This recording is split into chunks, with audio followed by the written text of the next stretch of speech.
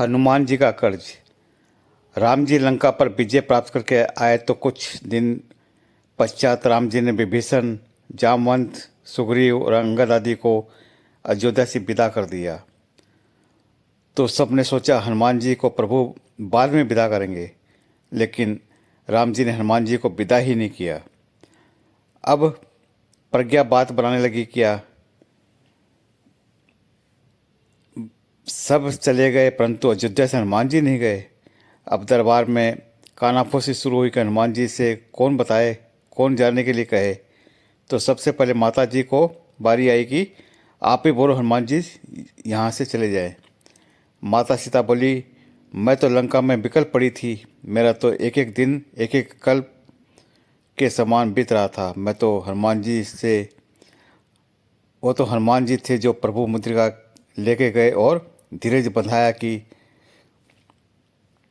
मैं तो अपने बेटे से बिल्कुल भी नहीं बोलूँगी अयोध्या छोड़कर चले जाए, आप किसी और को बुलावा लो। अब बारी आई लखन जी की, तो लक्ष्मण जी ने कहा, मैं तो लंका के रणभूमि में वैसे ही मरणावसल अवस्था में पड़ा था, पूरा राम दल विलाप कर रहा था। ये तो जो खड़ा है वो हनुमान जी का लक्ष्मण है, मैं कैसे बोलूं, किस मुंह से बोलूं कि हनुमान जी अयोध्या से चले जाए। अब बारी आई भरत जी की। अरे भरत जी तो इतना रोए कि राम जी को अयोध्या से निकलने वाने का कलंक तो वैसे ही लगा है मुझ में, हनुमान जी का कब सब मिलके और लगवा दो। और दूसरी बात ये कि मैंने तो नंदीग्राम में ही अपनी चिता लगा ली थी, वो तो हनुमान जी थे जिन्होंने आकर ये खबर दी। मैं तो बिल्कुल न बोलूं हनुमान जी को अयोध्या छोड़कर चले जाओ, आप किसी और को बुलवा लो। अब बचा कौन, सिर्फ शत्रुघ्न भैया। जैसे ही सबने उनकी तरफ देखा तो शत्रुघ्न भैया बोल पड़े, मैंने तो पूरी रामायण में कहीं नहीं बोला, मैं आज ही क्यों बुलवा रहे हो, और वो भी हनुमान जी को अयोध्या से निकलवाने के लिए, जिन्होंने माता सीता, लक्ष्मण भैया, भरत भैया सबके प्राणों को संकट से उबारा हो। किसी अच्छे काम के लिए कहते बोल भी देता, मैं तो बिल्कुल भी ना बोलूं। अब बचे तो मेरे रामचंद्र सरकार, राघवेंद्र सरकार। माता सीता ने कहा, प्रभु आप तो तीनों लोकों के स्वामी हो, और देखती हूँ आप हनुमान जी से सकुचाते हैं, और आप खुद भी कहते हो कि आखिर आप के लिए क्या आदेश है प्रभु। राघव जी ने कहा, देवी कर्जदार जो हूँ हनुमान जी का, इसलिए तो सन्मुख हो ही न सकल न मन मोरा। देवी हनुमान जी का कर्जा उतारना आसान नहीं है, इतनी समर्पण राम में नहीं जो राम नाम में है। कर्जा उतारना भी तो बराबरी का ही पड़ेगा। यदि सुनना चाहती हो तो सुनो, हनुमान जी का कर्ज कैसे उतारा जा सकता है।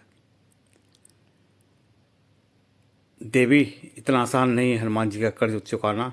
मैंने ऐसे ही नहीं कहा था कि सुनो सुत तो ही उरिन में नाही, मैंने बहुत सोच विचार कर कहा था। लेकिन यदि आप कहती हो तो कल राज्यसभा में बोलूँगा कि हनुमान जी को भी कुछ मांग ले। दूसरे दिन राज्यसभा में सब एकत्र हुए। सब बड़े उत्सुक थे कि हनुमान जी क्या मांगेंगे और राम जी क्या देंगे। राघव जी ने कहा, हनुमान सब लोगों ने मेरी बहुत सहायता की और मैंने सबको कोई न कोई पद दे दिया। विभीषण और सुग्रीव को क्रमशः लंका और कृणकंथा का राजपद, अंगद को युवराज पद, तो तुम भी अपनी इच्छा बताओ। हनुमान जी बोले, प्रभु आपने जितने नाम गिनाए उन सबको एक एक पद मिला है, और आप कहते हो तब मम प्रिय लक्ष्मण से दुना, तो फिर यदि मैं 2 पद मांगूँ तो। सब लोग सोचने लगे, बात तो हनुमान जी भी ठीक ही कह रहे हैं।